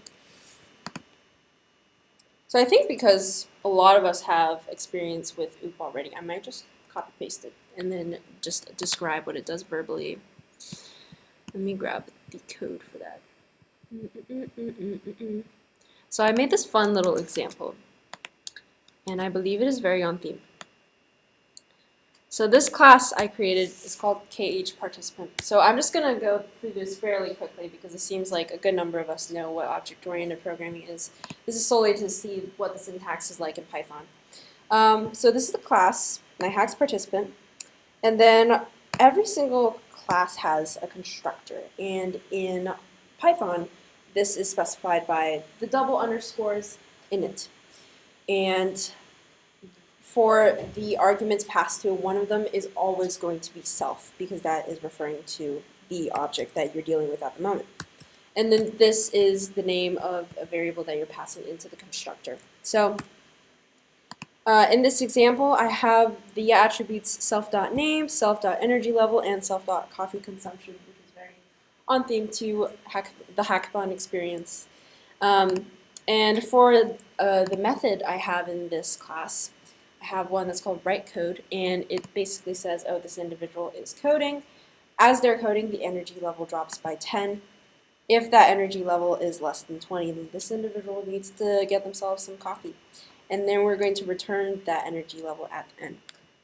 So does anyone have questions on the syntax of this? This is another reason why I love Python, because it's so intuitive. But yeah, I'm just going to run that, specify. So let's say I'm the participant, P1. So if we print out P1.name, that's me. Energy level's at 100, coffee consumption is at 0. And then I might be coding. Going to go through that 10 times. And then after this point, you see that the conditional kicks in, and then the need for coffee starts to enter. So this is just a really simple example. And then we're going to talk about the inheritance and polymorphism. So let's say that I create this class that I called experience nighthacks participant. And it's going to inherit from the first participant class.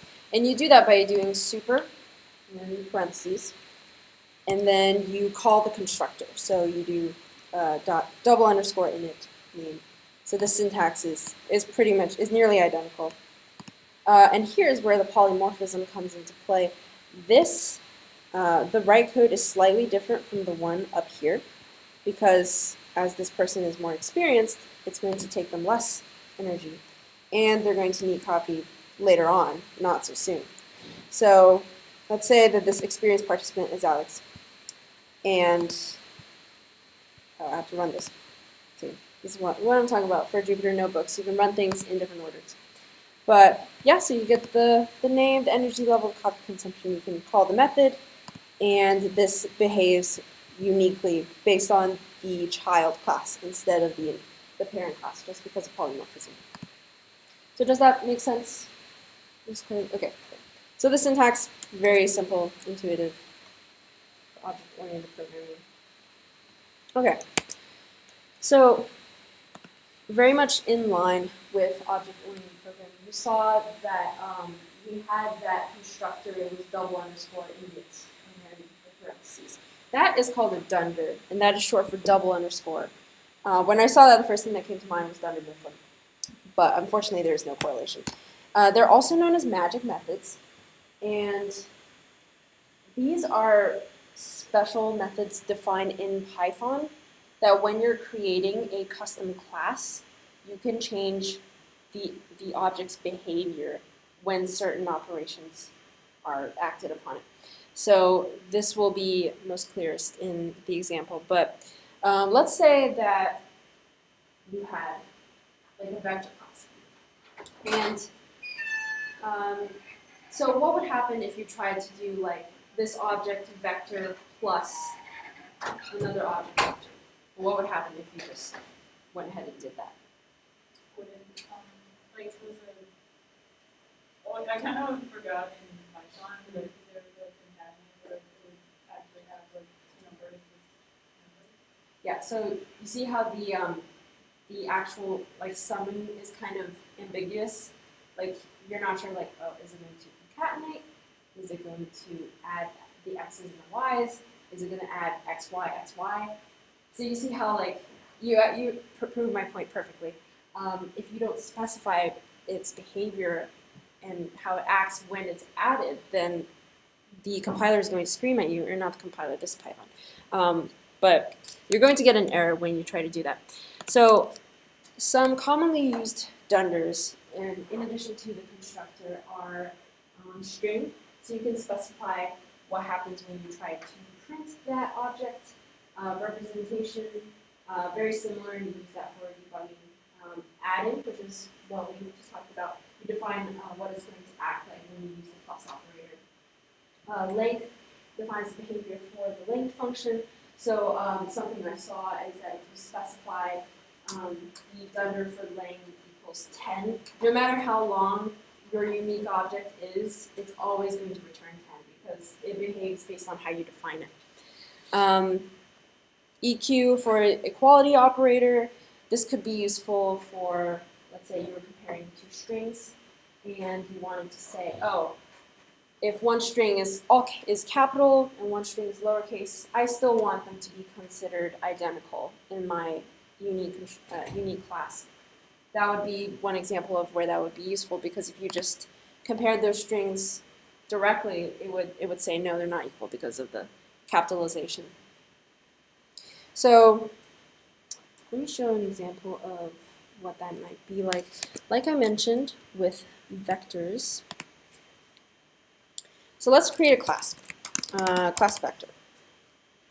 And we're going to create a constructor by using the dunder in it. And we're going to pass self, x, and y. So we're going to just say that the vector takes two values. So we're going to say self.x equals x, self.y equals y. This is simple enough. You're just creating that object. So now let's specify what happens if we want to add them. So we would use the dunder for add. I'm going to pass self, which is the object that you're looking at the moment, and then a separate object called other. And then you're going to specify if is instance other vector. So you're going to check that the other object you're passing in is also a vector, because if you're trying to add a vector to something completely different, then obviously it won't work. Then you're going to return a new vector object. However, the x is the sum of the x values, and then the y is the sum of the y values. Otherwise, you can return non-implemented. And then we can also define equality.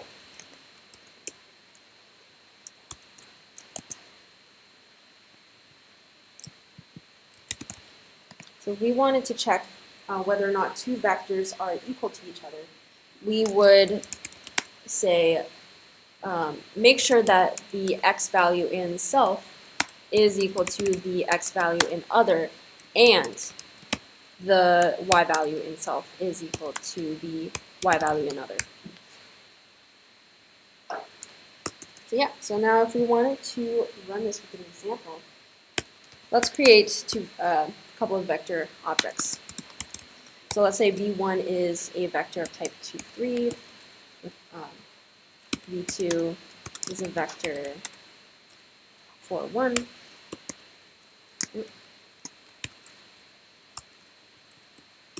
Okay.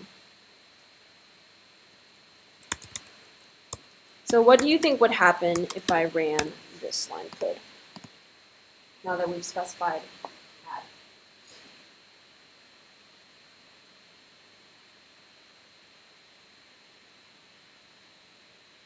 What is it? Print like the address of the object? Why would it print the address of the, do you mean like the object? Like where it is in memory, is that what you mean? Oh, yeah. Oh. Go ahead. The address to x values and to y values. Exactly. So what is it going to look like at the end? Once I print it. Yep. So this one. Oh. That's what I meant. Oh, I see. Well, let me see. Okay, got it. Gotcha. It's because this should be stored into a variable first. I see. That's why you're right. You were both right in different ways. So let me see. So when you add that, it is going to add 264. However, the outcome is a vector object. And the thing that I didn't catch at first is that when I do print, we have not actually specified what happens when we print this out. So we actually have to define another dunder. Yeah. I think it does print. Oh, it does? For the D3. But if you have a string definition, you might print the D1 button. Okay, so No, let's no, give it a try. Let's try like that. Yeah, I think that prints it. Okay, let's try that. Okay, for me at least, it does. I'm not sure, but we can. Let me define the dunder for string, and then we can let's double check that it works. So we can return. Maybe if you look through the code, we can compare like why ours are different. So we can return the string, and then let's say we want it in the format self.x. Okay, now when we print it, it should work. There we go. So you see how when you're making a custom class and you're specifying its behaviors, you need to be intentional even with the print statements, otherwise it's not going to work as intended. Now the reason why this isn't necessarily a problem when you're creating like a class that uses your typical types like integers and whatnot, it's because it inherits it. This is essentially polymorphism for a custom class. But yeah, so do we have questions or? Okay, yeah. And then you can specify dunders for. There are many other types of dunders that are out there. I recommend looking into them if you're really interested in creating custom classes. But you know, I think the language that making custom classes would be helpful is probably C#. But whichever one is used more in game dev, this is like invaluable. C#. Okay, I keep confusing the two, so that's fine. But yeah, okay. So those are dunders. We're ready to move on to the next thing. Alright, cool. So we have iterators and generators. Does anyone know what an iterator is? Like just by definition.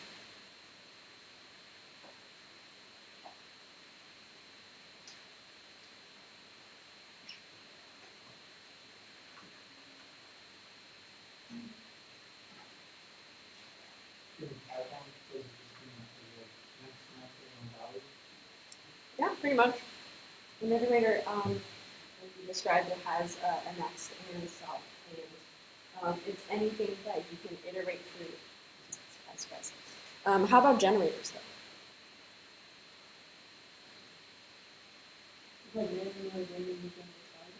That's a good guess, and I don't think it's the same as that, but that's what I would have thought for sure. Generators are kind of unique because they can be used for lazy evaluation. Has anyone heard the term lazy evaluation before? Okay, it basically says that if you have a lot of things that take up a lot of memory or time, it only loads in what you need at the moment, one at a time. So it's more efficient in terms of memory and time. So I think the best way to go through this is describe it in more detail. So let's cover iterators first. It implements the iterator protocol. It has the dunder for iter, which returns the object itself. And that means that for the list, for example, in the variable, the list implements the iterator function. And then next, you also have to specify and define what does it mean to do next. So I'm going to make a very simple custom iterator. So let's say I wanted to create an iterator called reverse. So we would define the constructor.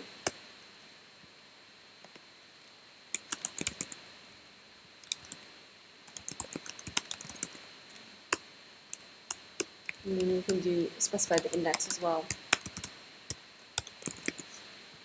So when we create a new object of the type reverse, we're going to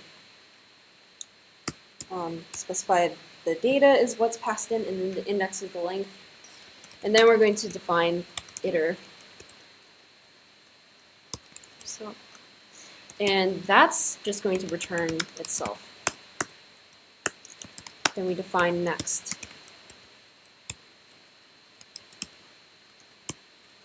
And then here we're going to check if self's index is equal to 0, then we're going to raise stop the iteration.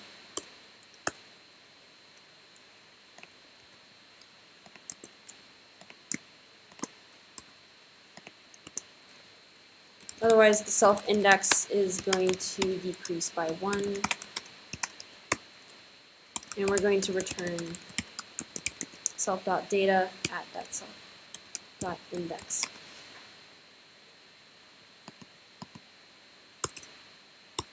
So now let's try to use this. Let's create an object inverse, and let's say the text is giraffe. So for char and rev, this is why using iterables is important, is that you can go through for loops with them. So for each character, we're going to print that character. And it's going to follow the rules based on our custom defined class here. So what is the output going to be?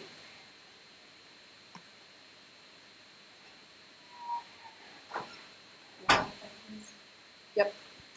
This is very simple. Yeah, and because we're printing, it's going to put a new line in between each of them. But this pretty much shows that you need to have iter and next whenever you're making a custom class for that.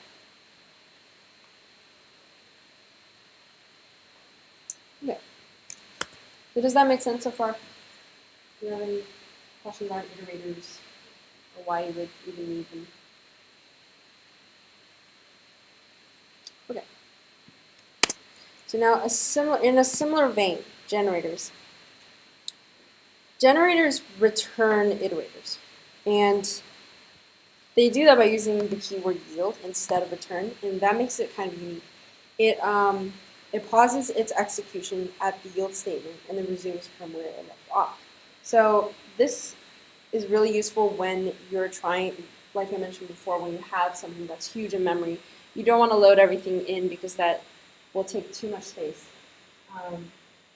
The generator would be able to automatically go through like an iterator, but in such a way that you do things one by one. You don't have to have all of the items in it at the same time. That sounded kind of convoluted, but I think the best way is to show that. I'm going to demonstrate that. So this is going to be a pretty small example. So I'm sure you guys know what the Fibonacci sequence is, so I'm not going to go into too much detail. But if we wanted to create a generator, then the syntax would really hinge upon the keyword yield. So let's specify the initial values, A to be 0, B to be 1, and that's just, you need that anytime you're doing Fibonacci. And then while n is greater to 0, n is the number of Fibonacci numbers you want. You're going to yield A. So this is the key to generators here. And then you're going to specify A. The new A, we're going to make it B. The new B, we're going to do the sum of A plus B according to the rules of Fibonacci. And then we're going to decrease n by 1. So if we wanted to use this generator, again, we would use a for loop. Let's say 7.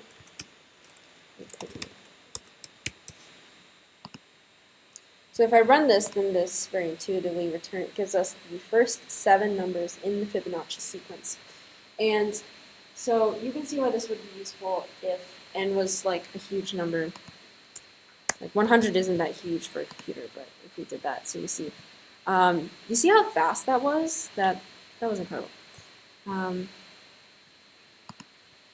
Because it's yielding it, it's going one by one. It's not storing it in a more slow manner. Do we have questions about generators? Because they act a lot like iterators, but I think the main difference is just the memory efficiency for them, which makes it desirable if you're working on a project that involves a lot of heavy lifting. You would use a generator instead. So, give you time to process that.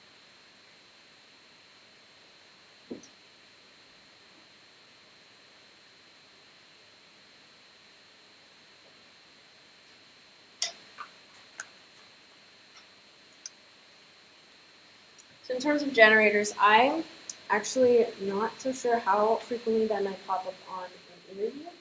However, I think it is useful for a personal project in which you're going through a lot of data. You would definitely use this as opposed to an iterator, for example. So let's see. I think I'm going to move on to enums.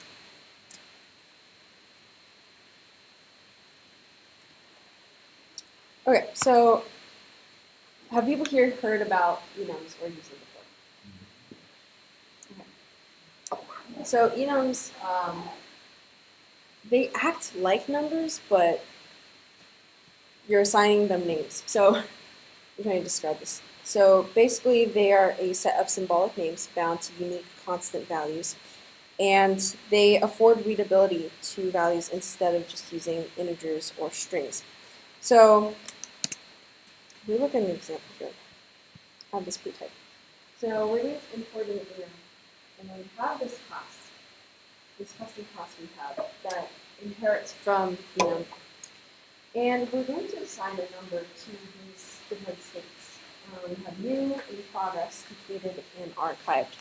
So if I were using this function and I wanted to check the state of a task, because I'm specifying it with an enum, I don't risk using a state that I have not defined before. For example, if I had something other than these four, the code would not work properly because I'm specifying it with enum. So I think the naive approach, if I didn't know what enum was, then I might do like if self is equal to 1, and return new task. If self is equal to 2, do task is being worked on. And when you're writing code, because readability is so important, it makes much more sense to specify with a string, a descriptive name for that, instead of just using arbitrary numbers. And that's really where enums are useful.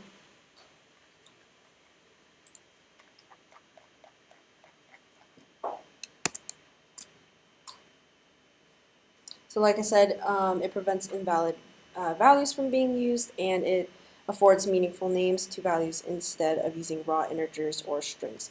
So can you think of a case where it might be useful to use an enum instead of just like a string or an integer? Yeah. A lot of times in statement names, you can check, like you could use state an email name that would obviously. Exactly. Yeah, that's a good point. Any other ideas?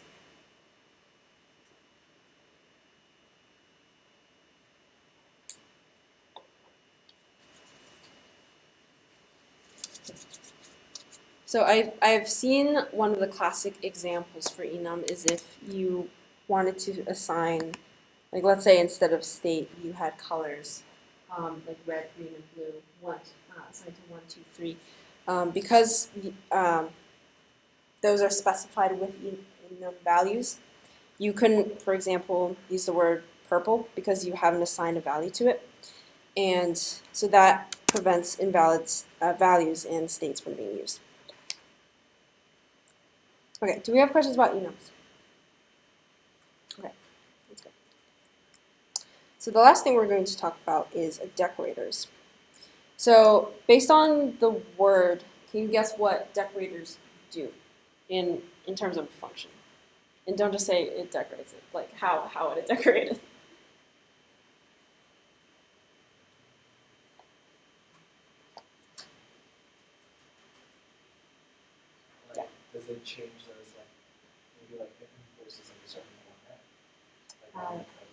That's a great guess, and it kind of does that.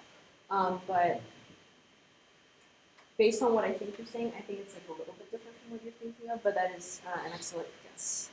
Do we have any other guesses for decorators? Has anyone here like used or heard of decorators before? Okay, so this is new ground. We're going to cover that then.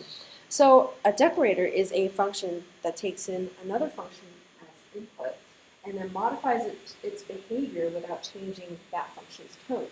So the common use cases like logging, etc. In the example I'm going to show you, let's say you had this function and you really wanted to time how quickly it takes to run. And let's say you have like 10 functions that you want to time. You don't want to go into each function and copy paste like, oh, like time t1 equals time.time, and then you do that all across. And t2 is time.time, and then you print out the difference in the starting time and the end time in every single one of these functions. That's inefficient, and so to resolve that, we use a decorator, which is the function of a function. That way you can do that one mechanism for any function that you want to call. So like I mentioned, this is great for logging, this is great for authorizations, caching, and performance. I think the best way to show this is with a quick example. I'm going to skip this example. I'm just going to go to decorators. So the syntax for decorators is actually really interesting because it's quite unique. It's not like your typical function. And so I'm going to demonstrate that with this brief example. So like I mentioned with time, let's say you're trying to time different functions. So we're going to import time. Now I'm going to make a decorator, and the syntax for that, for example, taking timer. So you kind of define it just like you would any other function at this point so far. However, you're going to pass in a different function as a parameter. And then you're going to do something def wrapper. Find a wrapper, because this will allow you to wrap the inner function with the special syntax I'm going to use in a bit. So let's say t1 is time.time. This is the starting time. You're going to run the function that you passed.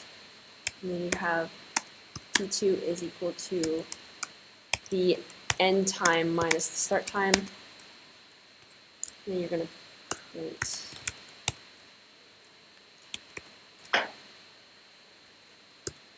And then here you can specify like the function name using addender.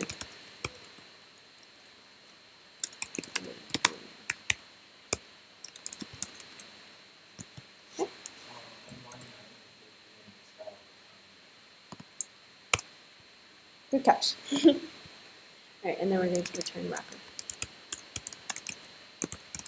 So what you can see so far is that the syntax is that you have this, you're defining the wrapper inside this function that you would return the wrapper function. And so by doing this, when you pass in whatever function you're trying to time in as a parameter, it's going to do the functionality above and below it here via the decorator. So to actually use the decorator, first I'm going to create just a random like example function.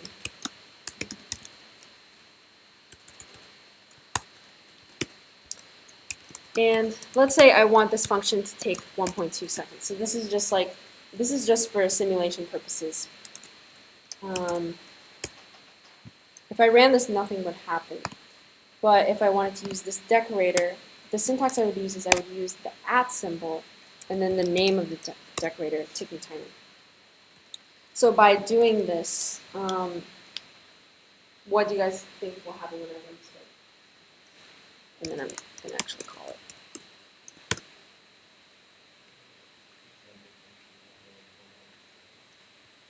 Yeah, that's a very logical guess, and let's run it in the background. Yes, exactly. So it ran in a little more than 1.2 seconds, but you can see how using this decorator and using the syntax of just specifying it with an @ symbol above it, suddenly if you have like a different function,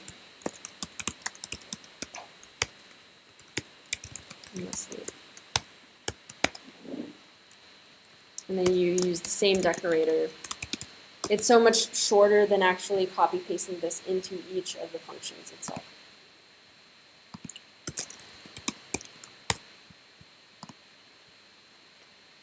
So yeah, that is pretty much decorators, and you can do that with logging, caching, not just timing, but that is certainly one of the more commonly used functionalities. So that is what a decorator is.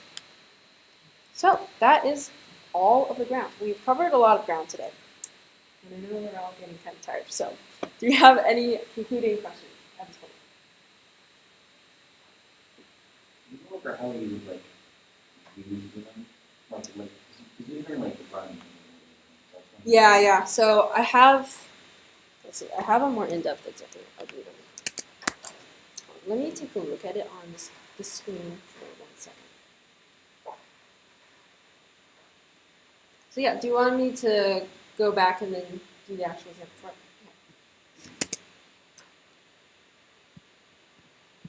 So I have this code for enums. So just a quick review of what we mentioned. We have new equals 1 and progress equals 2, complete equals 3, archived equals 4, and then we check if it is equal to each of those states. And based on that, we return a different string. So let's say that we define this task class. The constructor just takes the name, and then we specify that the state is new. So when we construct it, the state is automatically new. And then when we print it out, we're going to include both the task and the state information. So we're going to create an object based on that class. And then we have this function here, define update task state. And you're going to take the task and then tell it, okay, I want to assign it this new state. So it's not new anymore. I want to say it's in progress or it's completed. And then you're going to change it and update it. So at this point, because you just created it, when you print it, it's going to say that it is a new task. But when you call it with the update task function, then you're going to change the task, the status from the enum new to the enum in progress, and then eventually completed. So let's run this, and then we'll see how it asks. Run that first, and then run that. Yep. So you see it starts out with new, we change from new to in progress, it's updated task state, and this is the string that we specified in this first class here. And then you change it to completed, and then it outputs that string. So this is an example of where you would use an enum. You see that you're changing the state names instead of just like numbers from 1, 2, 3, 4. Really, enums act just like a number would, but you're actually giving it a name. So that's what makes it useful and definitely more readable. Does that answer your question? Okay. And that's the example for that. Other questions?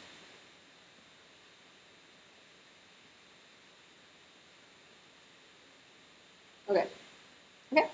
Well, that is pretty much all the topics we're covering today. So we did all of these. It's a lot. I recommend at this point, especially if Python is your language of choice for coding interviews or personal projects, you can go through these topics and definitely adapt it to be unique and specific to what you're working on. But yeah, practice these and then test the limits, like you mentioned. And Will you upload this on absolutely, yeah. It's already on the GitHub, but I'll upload it further. okay. Yeah, so I have the code, the slides, and everything. It's also not on. Um, Everything I have is open source. Like the presentations are all. Yeah, and the recording, I am recording this. It's going to be on YouTube, so. But that's it for today. And thanks so much for being here. I learned a lot about Yeah. I really like the decorator. Yeah. I'm coming to Python. The guys work in Python right now. And and like, Yeah, grab it. I just got like a new project, Oh, really? and so I was looking at this and like, wait, I can kind of like, Yeah. use this. Yeah, I was thinking that. Because I had to pass in my functions for like other things, like I could use the data. Are you gonna teach? Are you gonna teach No. Most of this is just Why? things, I was more wondering. things that you I can know, go to upbringing or Yeah. symbols. Now I can use that for jumping. Yeah, Is this the exactly. same one? Well, I'm glad you had classes. Just keep reusing it. By the way, if any of you guys are interested, there's another workshop next Tuesday. It's gonna be more on like for Git, Unix, and me and my buddy Juan will be teaching that workshop. So if you're like new to Git or you don't know what Git is, come to our workshop. It's good for us system software. Yeah, it's good for system software and just in general, like if you want to be in software engineering, you're gonna do Git. I'm outside. Thank you. You got it, bro. It was a lot of things. There's some things that Oh, do you want me to text you? Bro. There's some things that you did. I could text you them. Yeah, definitely. Yeah, definitely. Please call me Tim. Oh, It's my first time. No, I know. I did that shit, bro. I was like, this shit was on my mind. I was like, No, but you way. did really well. A lot of people's first times. I'm not name dropping. A lot of people. It's bad. Yeah. Well, this The is new my workshop first team. time. The new workshop team. This is not bad at all. Y'all have been cooking. You guys are all good. It's really when you see At least from what I've seen so far, you guys are all good. Okay. Yeah, you really nice. it's all Yeah, about. I've been trying to figure out what my specialty is, and I decided to try and go more into the AI route, and I know what people are already in. So Yeah, I was yeah. wondering if maybe, I'm pretty sure I Not bad, dude. Not kind of bad. just maybe have lunch with you or What? something. or Yeah, something. sure. I mean, I would be glad to tell you what I do. I don't know everything about it, but yeah, sure. Probably been. Do I have your Discord? I think so too, but this is also Oh, like yeah. a number. Oh yeah. For people who need my text Oh, messages. this is. Oh, wrong person, just checking. That's why I was Right, like, I don't think I have What's your your Discord. So Yeah, so I can send that to You want to do that for any next workshop? Yeah, I got more. Do you want to keep that for next workshop? you. I think my next one isn't for a while, so you can take it off. What's your name? Joanne. Ryan? oh, you know what? I forgot. I should take some pictures of Oh. I took some, Adrian but Yeah, and Adrian took some on this camera. Yeah. these. What's your name, by the way? But this one's kind of Jeff. this one's kind of bummy. So Are you like for I'm media or? I'm just outreach. Okay, gotcha. But when I'm not doing outreach duties, I'm also a cameraman. That's good. Everyone works together. So. So when are you gonna text, when are you gonna do the next workshop? Because I wanna learn Yes. machine learning. Yo, That intro to machine learning. That one, I think I am actually going to be like even better equipped for because that's more in my field of expertise Yeah. than this. I mean, you're Would still you doing a tell good me- job Very of covering well. like, I was like, I figured out a lot more about marketing. Yeah, it's I think the content is what really like makes just this go myself. presentation great. But like I don't know, actually explaining it in a great manner, I could definitely do. It was pretty But that's good. dev. Yeah. That's why I had like the So- inbound and stuff the other day. Yeah, we covered a lot. But I think we just scheduled it yesterday. In that meeting that I was in. When did I? Are you a bum? Yeah, it was an ops meeting or something. Yeah, it was a workshop. Oh shit, no, I was gone. I was gone because I was away for Chinese New Oh yeah. Oh yeah, happy Chinese New Year. Year. Yeah. Today is the I was gonna say slipped my mind. I was gonna say it was the first day of the year of snake. Yeah, I'm learning yeah. Python. Yeah, Whoa. literally. Wait, Oh, that would have been good. that would be good. Yeah. Oh, that's fine. But yeah, I think it's March. It's in March. Hmm. March 14th. Okay. So you can take it. It's gonna be a while. I still got a lot. We're But- gonna grab it. You're like, oh my. No, I'm also gonna get diabetes. I'll Okay. I see. I get that. I get that. I get all of that. For blue. I got the offer. Oh, you did? Yeah, blue is like the next day. I got it next day, bro. No,